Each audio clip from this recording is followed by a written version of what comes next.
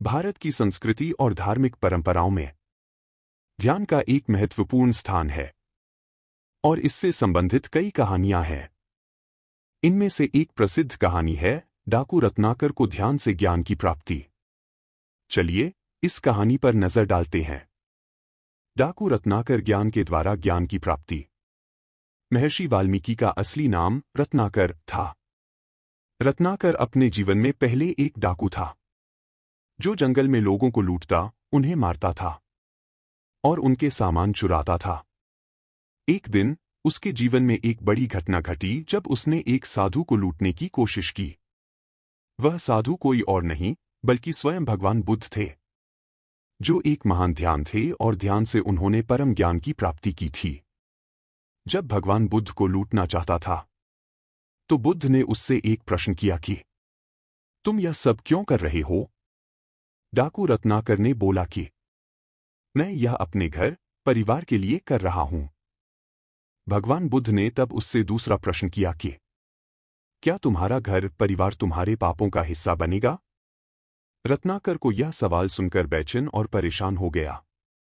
उसने जवाब दिया कि वह अपने परिवार से यह बात पूछेगा।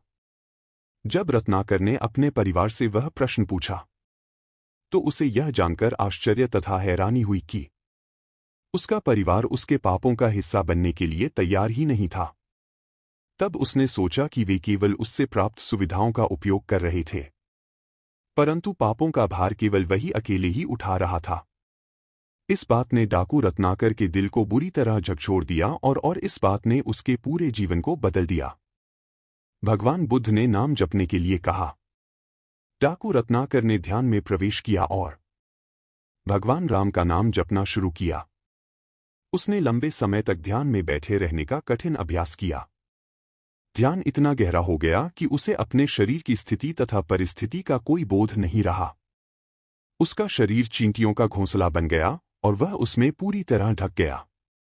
लेकिन डाकू रत्नाकर ने राम के नाम को नहीं छोड़ा और एक दिन डाकू रत्नाकर ने अपनी इच्छा शक्ति के फलस्वरूप आत्मज्ञान की प्राप्ति की और महाआनंद को प्राप्त हुआ और साधारण डाकू से महान ऋषि बन गया। और डाकू रत्नाकर ऋषि वाल्मीकि के नाम से प्रसिद्ध हुए, जिन्होंने रामायण जैसे महाकाव्य की रचना की।